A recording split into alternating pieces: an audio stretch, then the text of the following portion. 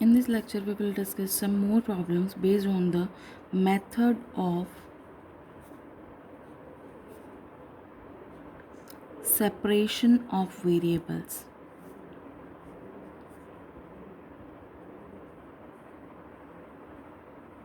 With initial conditions. With initial conditions की बात कर रहे हैं तो दैट मीन्स हमारे पास कोई भी इक्वेशन गिवन होगी और उस इक्वेशन के साथ हमें कोई कंडीशन गिवन होगी जिसमें हम x equal to zero, y equal to zero या t is equal to zero, जिसका भी फंक्शन है उसके इज इक्वल टू ज़ीरो के लेकर के कंडीशंस को हम उसके कॉन्स्टेंट्स की वैल्यूज़ को फाइंड आउट करेंगे। वो हमारा क्या हो जाएगा फॉर द इनिशियल कंडीशंस, और उसमें हमें जो सॉल्यूशन मिलेगा वो पर्टिकुलर सॉल्यूशन होगा क्योंकि वो स्पेसिफाइड हो जाएगा उन पर्टिकुलर कंडीशंस के लिए। ठीक है, तो अब हम क्वेश्चन स्टार्ट करते हैं। जैसे हमारा फर्स्ट क्वेश्चन है 3 del u over del x plus 2 del u over del y is equal to 0। अभी तक इससे पहले वाले वीडियो में हमने क्वेश्चन सॉल्व किया था, वो इतना ही गिवन था और उसको सॉल्व करना था। बट इस क्वेश्चन में हमें इसके साथ कंडीशन गिवन है कि u x, 0 is equal to 4e raise to power minus of x, वो इसके बराबर है। तो अब इसको हमें कैसे करना होगा? सबसे पहले ये हमारे पास इसकी इनिशियल कंडीशन गिवन है, इसको हमें सबसे लास्ट में यूज़ करके इससे कांस्टेंट की वैल्यूज़ को फाइंड आउट करना है। अदरवाइज़ बाकी मेथड पूरा हमारा एज इट इज़ है।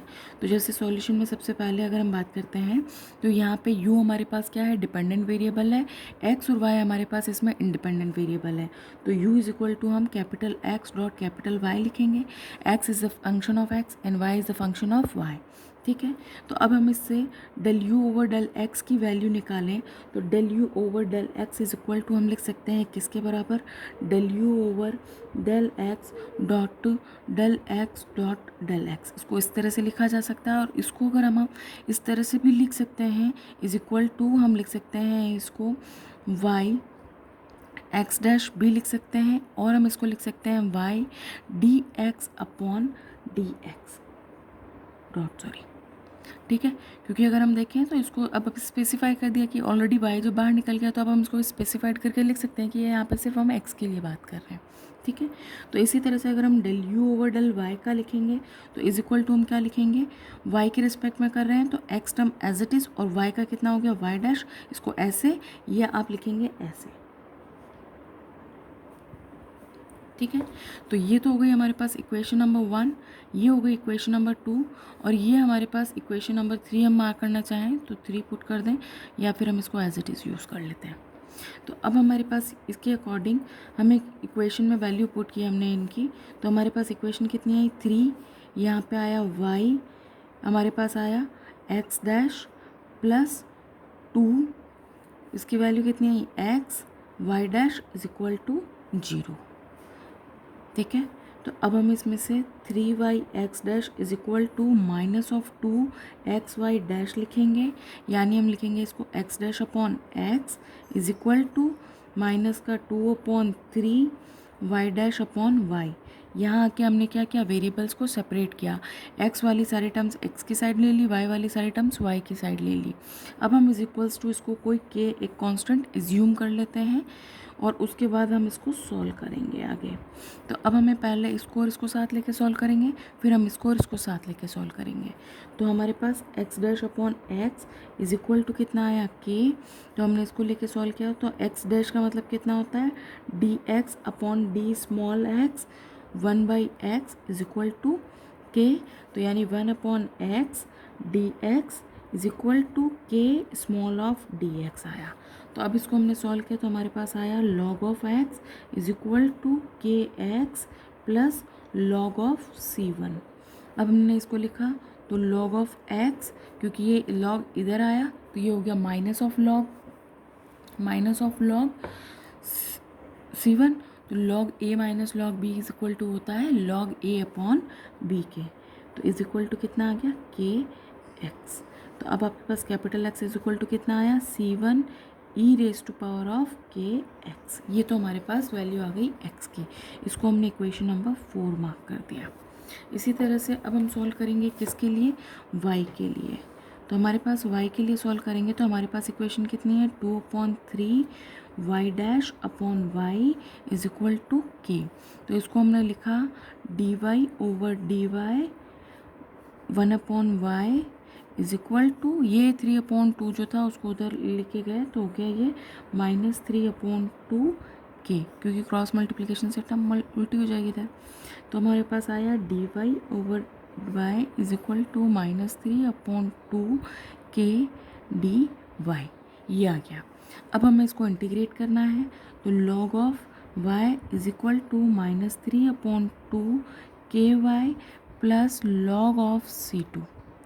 फिर से हम log c2 को इधर लेके आएंगे तो log of y upon c2 is equal to -3/2 ky हुआ। अब इसको हमने आगे सॉल्व किया तो y इज इक्वल टू हमारे पास कितना आया, c2 e⁻³ -3/2 ky। ठीक है, अब हम इस इक्वेशन को नंबर 4 मार्क कर देते हैं, सॉरी 4 तो ये था, तो हम इसको 5 मार्क कर देते हैं। अब इक्वेशन 4 और 5 से हम इक्वेशन नंबर 2 में पुट करते हैं वैल्यू। तो इन इक्वेशन 2 हमारे पास u इज इक्वल टू कितना आ गया, c1 e⁻kx dot c2 e⁻³ k of y। तो इज इक्वल टू हम लिख सकते हैं c1 c2, ठीक है, c1 c2 e⁻kx minus of 3/2 ky, ऐसे लिख सकते हैं। अब हमें वैल्यूज़ निकालनी है इसकी। तो अगर हमारे पास ये कंडीशंस जो गिवन है क्वेश्चन में, अगर ये गिवन नहीं होती तो उस केस में हमारा सॉल्यूशन यहीं ख़त्म हो जाता। लेकिन अगर हमें कंडीशन गिवन है, कंडीशन हमें क्या गिवन है, गिवन कंडीशन क्या है आपकी, u(x,0) is equal to 4 of e⁻⁻x, ये आपको गिवन है। तो इसका मतलब जब y की वैल्यू 0 होगी तो हमारे पास फंक्शन की वैल्यू ये होगी। तो हमने इस इक्वेशन नंबर 6 में इस कंडीशन को यूज़ किया तो हमारे पास कितना आया, 4 e⁻⁻x is equal to c1 c2 e⁻kx, ठीक है, क्योंकि y की वैल्यू 0 थी तो ये वाली टर्म 0 हो गई, तो इतना आ गया। अब हम कंपेयर करें इधर दोनों साइड से तो c1 c2 is equal to आपके पास कितना आया, 4 आया। इसी तरह से मैं एक्सपोनेंशियल्स पावर्स को वो करती हूँ, इक्वेट करती हूँ, तो मेरे पास k इज इक्वल टू कितना आया, -1।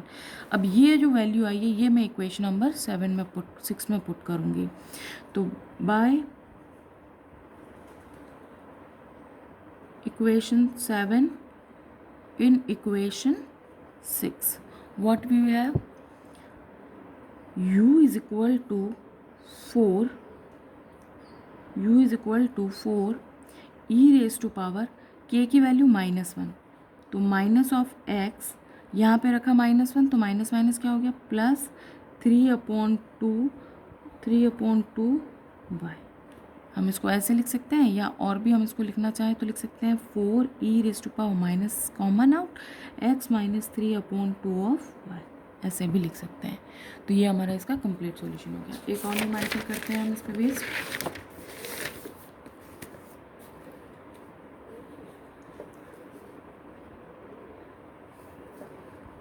नेक्स्ट क्वेश्चन है, जैसे हमारे पास 2 del z upon del x plus 3 del z upon del y plus 5z is equals to 0, ठीक है। तो z 0, y is equals to 2 e⁻⁻y, ठीक है। By the methods of separation of variables की बात कर रहे हैं हम, ठीक है। तो अब यहाँ पे हमें क्योंकि इनिशियल कंडीशंस गिवन है, इसका मतलब क्या है, कांस्टेंट फाइंड आउट होंगे। तो अब इसको सॉल्व करने के लिए सबसे पहले हम इसका सॉल्यूशन कंसीडर करते हैं। तो इस केस में क्या हो जाएगा हमारा सॉल्यूशन, हम ये मान के चलते हैं कि इसके अंदर हमारे पास z एक फंक्शन है जो डिपेंड कर रहा है x और y पर। दैट मीन्स इसका जो सॉल्यूशन पॉसिबल है वो क्या हो सकता है, z is equal to x dot y। पहले हमारा del u over del x plus del u over del y था, इसलिए हम u is equal to x y लेते थे। अब यहाँ पे del z upon del x है, del z upon del y है, इसलिए हम z is equal to x y लेंगे। This is our equation number 1।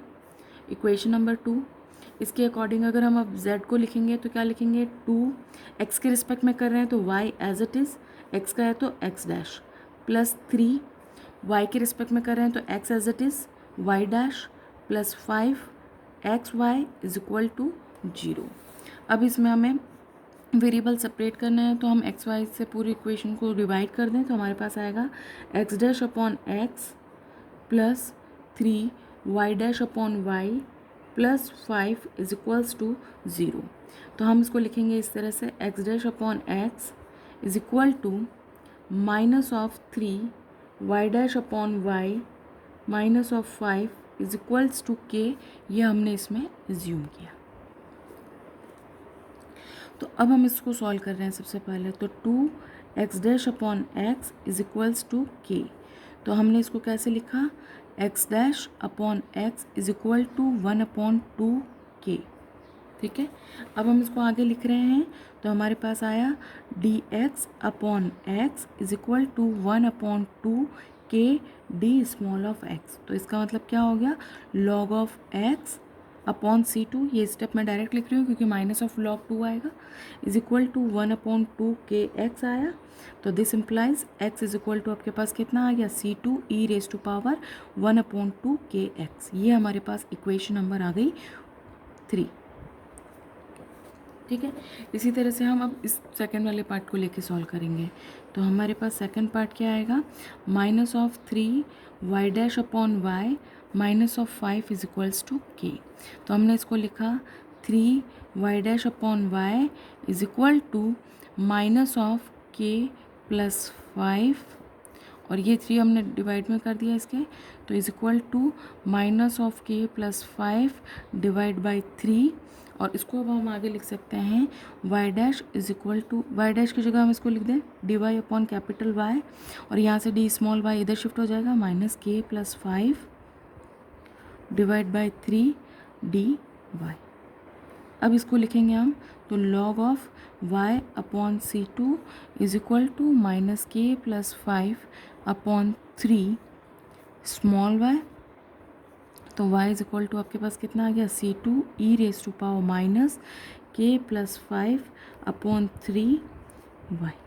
ये हमारे पास इक्वेशन नंबर हो गई 4। अब इक्वेशन नंबर 3 और 4 से हम इक्वेशन नंबर 2 में वैल्यू पुट करेंगे, यानी इसमें।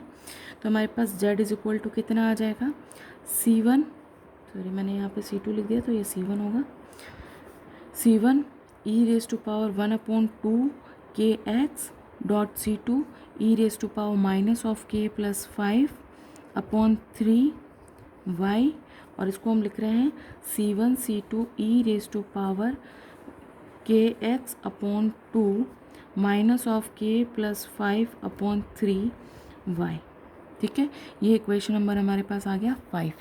अब हमें क्या करना है, इस इनिशियल कंडीशंस को हमें यूज़ करना है, यानी z 0 y is equal to हमें कितना गिवन है, 2 e raise to power minus Y.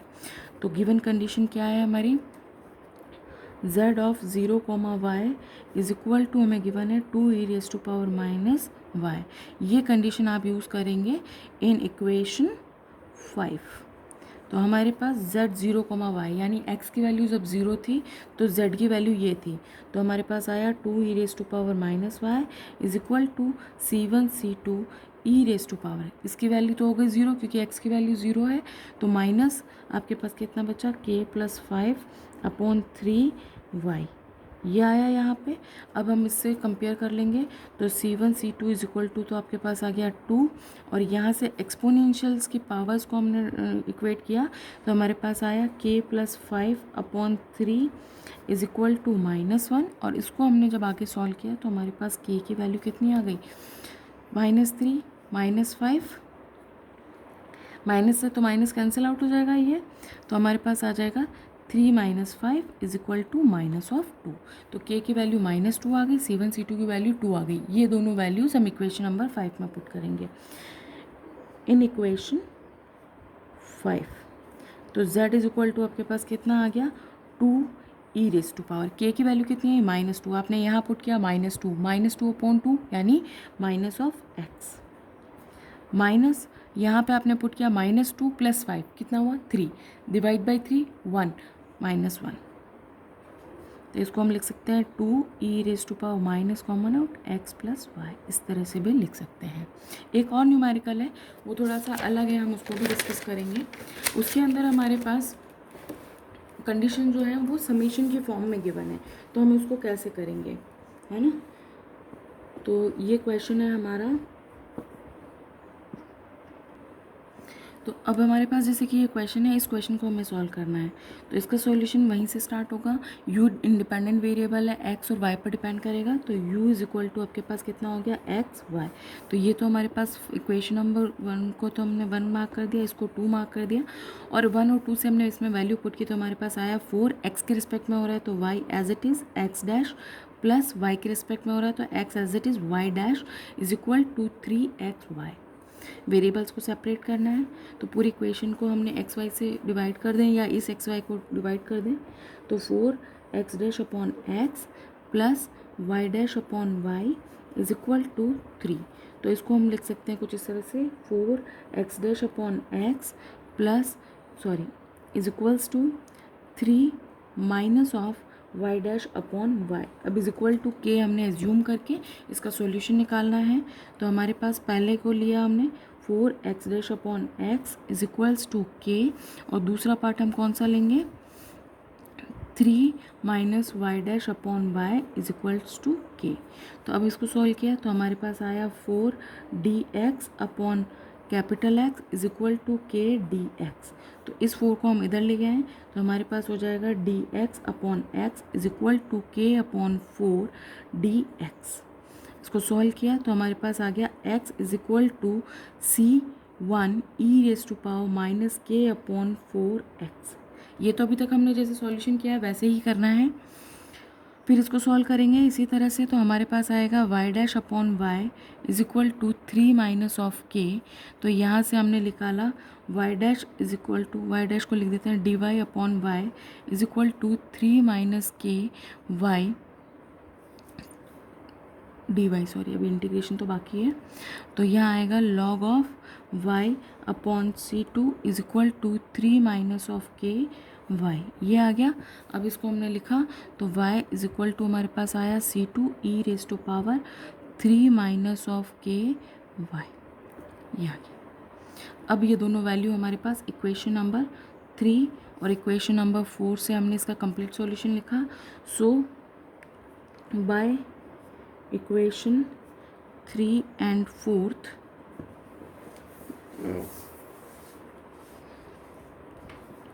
u = x dot y होता है, तो वैल्यू पुट किया तो c1 c2 e⁻kx/4 डॉट, ये था तो बेस सेम होता तो पावर्स ऐड हो जाती, तो हम डायरेक्ट ऐड कर देते हैं प्लस 3 माइनस k y, ये आ गया हमारे पास। इसको हमने इक्वेशन नंबर 5 मार्क कर दिया। u जो भी अभी इनिशियल कंडीशन है वो इसमें पुट होगी, है ना, तो ये वाली इनिशियल कंडीशन इसमें पुट होगी। बट अगर हम देखें तो यहाँ पे अब हमारे पास initial conditions in form of subtraction आ रही है, या हम कह लें कि समेशन की फॉर्म में देखा जाए, तो इसीलिए हम इसका क्या कहेंगे, कोई भी एक जनरल सॉल्यूशन कंसिडर करते हैं। थोड़ा सा न्यूमेरिकल अलग टाइप का है ये, तो इसका कोई जनरल सॉल्यूशन हम कंसिडर करेंगे। तो जनरल सॉल्यूशन इसका इक्वेशन नंबर 5 का हम क्या लिखेंगे, u = समेशन की फॉर्म में c1 c2 को हमने लिखा bn और e⁻⁻kx/4 plus 3 minus of k y।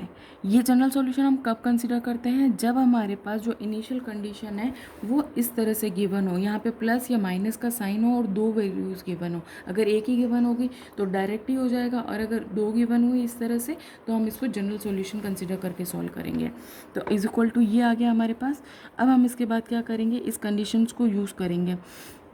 तो कंडीशन क्या थी, हमें गिवन कंडीशन क्या है, u0, y =4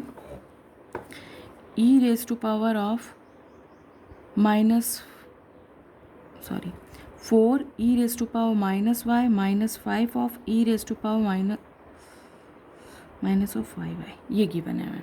अब हमने ये वैल्यू यहाँ पुट कर दी, तो यानी जब x की वैल्यू 0 थी तो हमारे पास y की वैल्यू गिवन थी, तो हमने पुट किया, तो हमारे पास कितना आया 4 e raise to power minus y minus e raise to power minus 5y is equal to summation of b n, ठीक है।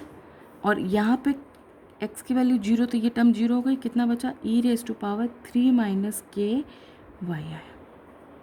अब ये इक्वेशन कब सेटिस्फाई होगी, जब हमारे पास k की ऐसी वैल्यू पुट करें कि हमें e raise to power minus y मिले। तो k की वैल्यू अगर मैं 4 पुट करती हूँ, यानी k इज इक्वल टू 4 के लिए मेरे पास b1 फर्स्ट वैल्यू क्या आएगी, 4 आएगी। आप पुट करिए, 4 पुट करिए यहाँ पे k की जगह, तो कितना आएगा 3 माइनस 4, यानी e raise to power minus y हो गया। E raise to power minus y का इधर का कोफिशिएंट और e raise to power minus y का इधर का कोफिशिएंट कंपेयर किया तो b1 इक्वल टू 4 आया। इसी तरह से अब मुझे चाहिए माइनस ऑफ 5y, तो यहाँ पे मैं 8 पुट करूँ तो 8 माइनस 3 कितना होगा, 5 हो जाएगा ना, -5। तो मेरे पास k इज इक्वल टू 8 के लिए मेरे को क्या मिला, b2 इज इक्वल टू -1। तो अब ये दोनों वैल्यूज़ मैं इस इक्वेशन में पुट करूँगी, इक्वेशन नंबर 6 में। तो मेरे पास कितना आएगा, u is equal to b1 is equal to 4, जब k की वैल्यू 4 थी, 4 पुट किया, 4 से 4 कैंसिल आउट, तो e raise to power minus x plus 3 minus 4 यानी माइनस वाई हो गया ये। फिर समेशन है तो प्लस हमने लगाया, b2 की वैल्यू -1, फिर ई रेज टू पावर k की वैल्यू 8/4 कितना आया, -2x प्लस 8 पुट किया तो ये कितना आया, -5y। तो इसको हमने इज इक्वल टू लिखा 4 e raise to power minus common out x minus of y minus e raise to power of minus common out 2x plus 5y। ये हमारे पास आ गया इसका सॉल्यूशन। तो इसी तरह से अगर जब भी हमारे पास कोई भी क्वेश्चन इस फॉर्म में गिवन हो कि जब हमारे पास यहाँ पे इस तरह की कंडीशंस गिवन है, तो उस केस में हम इसका जनरलाइज सॉल्यूशन कंसीडर करके इसको सॉल्व करेंगे, ठीक है।